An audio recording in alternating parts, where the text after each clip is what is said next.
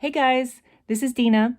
This video is number 2 in my Pet Portraits and Ink and Watercolor series. In this video, I'm going to show you the next step of drawing in ink once you have the pencil drawing done. So let's get started.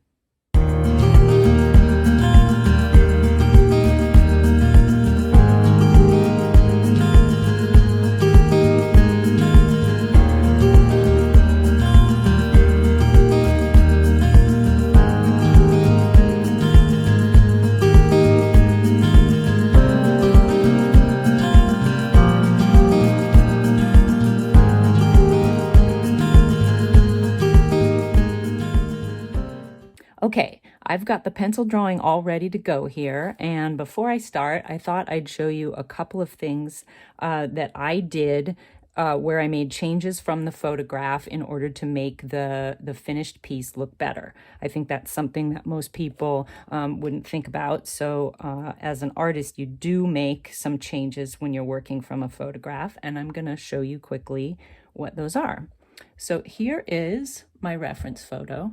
And you can see that this dog right here has a harness on, and this dog does as well. So one of the things I've done in my video is in my drawing is I've eliminated the harness here and here because the harnesses were just a little bit distracting, and you really want to focus the drawing on, or the painting on, the dog's faces and not what they're wearing.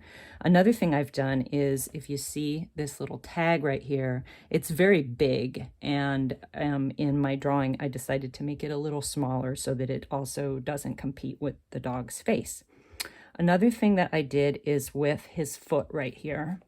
If you can see in the original picture, the dog's foot is actually buried in the sand just a little bit. And so the sand is cutting in and making his foot look a little bit funny. And in the photograph, you can see what's going on there, and it isn't really bothersome. But in the finished painting, it would probably look a little strange. So I went ahead and made his foot look like it would if it wasn't covered up with the sand.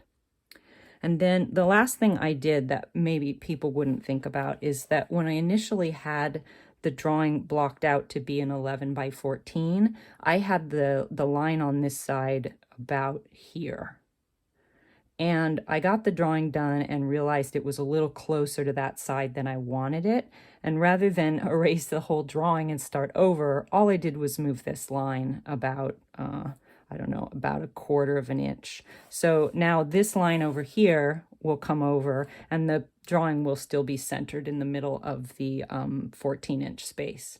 And the reason you do figure out the 11 by 14-inch space is because that's what will fit a standard mat and or a standard frame and make it easier to frame at the end.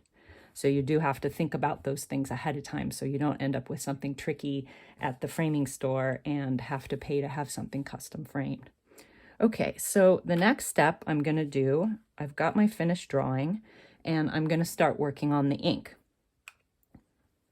For my ink, I actually use what's called high flow acrylic paint. The brand is Golden, and the color I use is called Carbon Black. I use that instead of the traditional drawing ink because one of the reasons is because it's actually vegan, and a lot of drawing inks are not vegan. They actually can contain charred bones of different kinds, and I like my art materials to be cruelty-free, so I use this Golden Carbon Black color for my ink. I also find that it's a little bit shinier, and I just sort of like the way it looks, so I use that. The next thing that you're going to need is a pen. This is called a dip pen, and they actually come in 2 different parts. You buy the base here in one, you buy that part, and then you buy the little metal nib separately. And I actually have several of these in different sizes that I use depending on the type of line I want to get. And then I also have a really fancy one. This one is actually made out of blown glass. I don't know if you can see that pretty glass color. I use this every once in a while, but honestly, it feels a little odd when I use it because I know that it's breakable and it's actually weighted a little bit more heavily back here than up here. So even though it's pretty, it's not a very practical drawing tool. So instead I use this plastic one. Okay.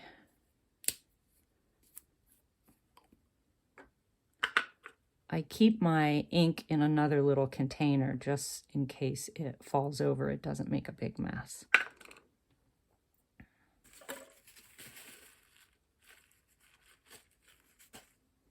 So you're going to dip your pen, show you carefully, I don't want to spill on my painting, but you dip the pen into the ink enough that it's covered, that the nib is covered about 2/3 of the way.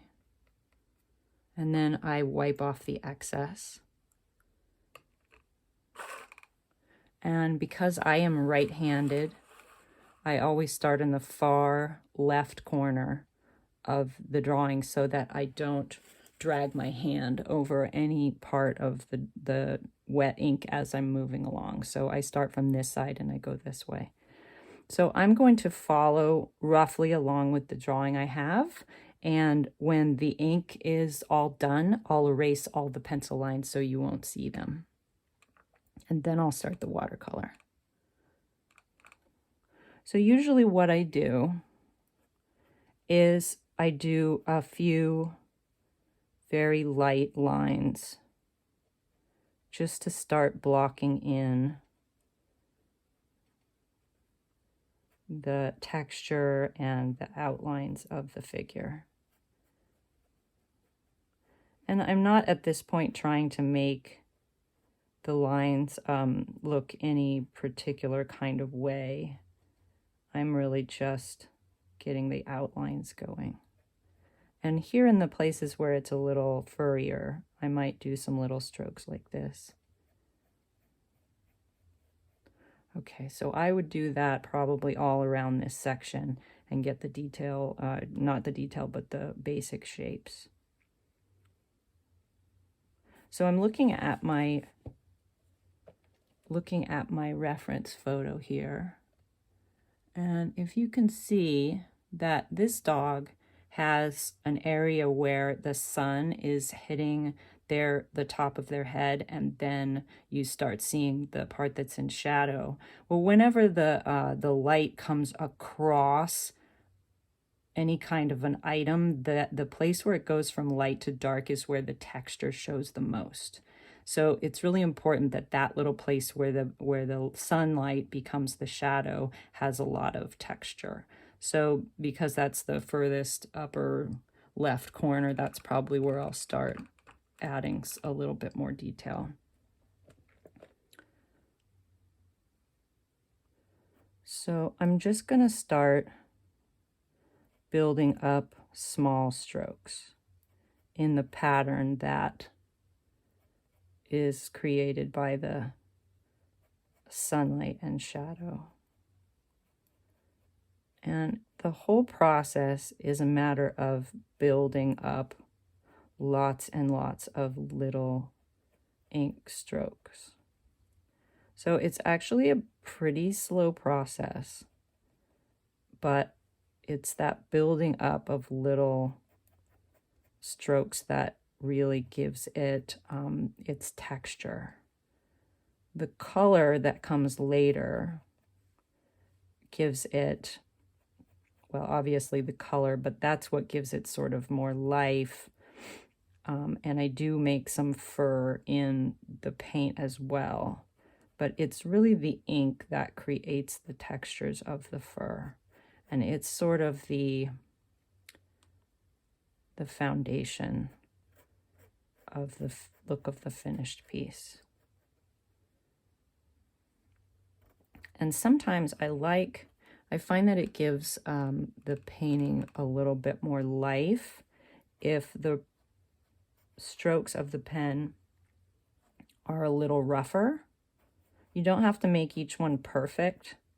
In fact, I find that making things a little imperfect looks It looks better, it has more interest, and it doesn't, when everything's really perfect, it kind of gives it a dead quality.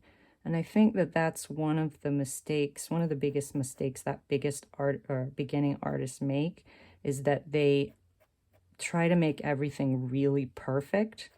And in doing that, they kind of kill the spontaneity of the artwork, and the end result looks a little less lively and less interesting. And what we usually say is overworked. That's the term. So in order to not get that overworked quality, I try to keep my pen strokes a little rough, a little unpredictable, and in some places I'll push down on the pen harder, and that causes more ink to come out and makes the area darker. The less pressure you put on the pen, the fainter the line is. So if I want just the faintest possible line, I would just barely touch the surface of the paper.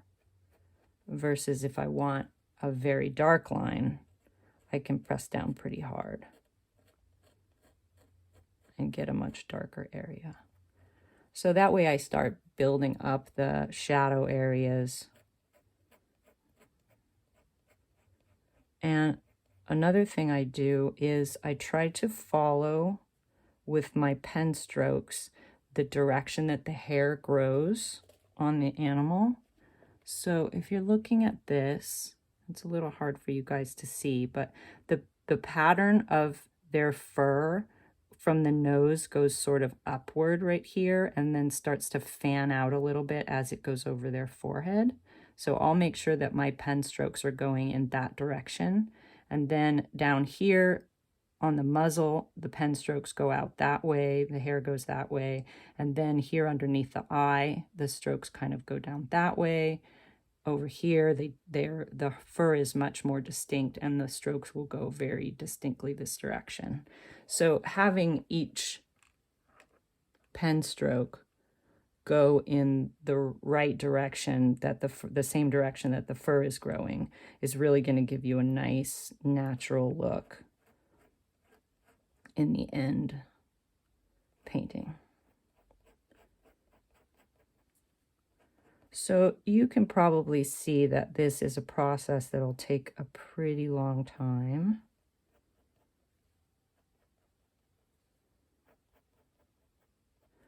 I imagine that a painting like this, I'm not sure how many hours it takes, but it does take some time.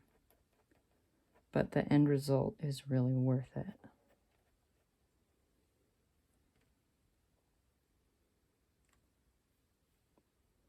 So now I'm going to start blocking in the eyes just a little bit. And you see that I'm moving around. I'm not trying to get everything finished right here and then move this way. Some artists do work that way, but I find it's better to work my way around the entire piece before I go back in and really start getting small details. It helps to keep you, it helps to keep you looking at the whole piece as a whole so that you end up with a nice balanced composition and everything feels balanced at the end. A lot of times if you were to focus very tightly on one area, by the time you got over here, you would realize that this is too dark or too light. And with pen like this, there's really not a lot of going back. You can change things later on a little bit with the watercolor, but this pen is not erasable in any way. So you don't really want to move on until you're totally sure that you're putting the pen down in the places that you want it to go. And that's one of the reasons you want to get the drawing as accurate as possible before you start with the ink. And having that accurate underdrawing is what lets me be a little bit more playful with the pen lines.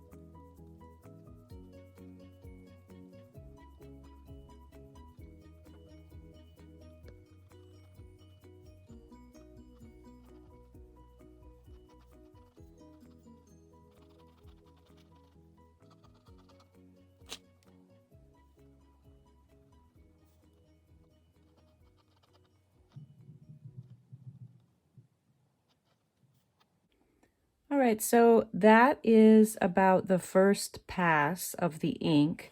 I've got kind of the rough outlines of all the important things, and I've got some little indications to myself of what direction the fur is growing in. Now, probably at this point, I would usually take a little bit of a break and let that layer of ink dry so that I can come back in at this side and start working my way this way. And the next pass of ink would be a lot more detailed and really starting to get in there and shape the little folds and wrinkles and the details in here. I don't use a lot of pen work inside the iris and the pupil of the eye because there I really want the watercolor and the bright color of the watercolor with the paper showing through to give me that nice vibrant colors of the eye. And then here in the pause, I found as I was drawing that I needed to look back at my photo a little bit more carefully, so that's the next thing I'll do there. Okay, so I think that's a good place to stop for now. I hope you liked this video. Stay tuned for number 3 in the series where I'll show you the watercolor, which comes next. This is a new YouTube channel for me, so hit that like button and subscribe to my channel. I really appreciate the support. I give 10% of the net proceeds from my art to animal protection charities, so your support helps me to save animals. Thanks for watching. See you next time.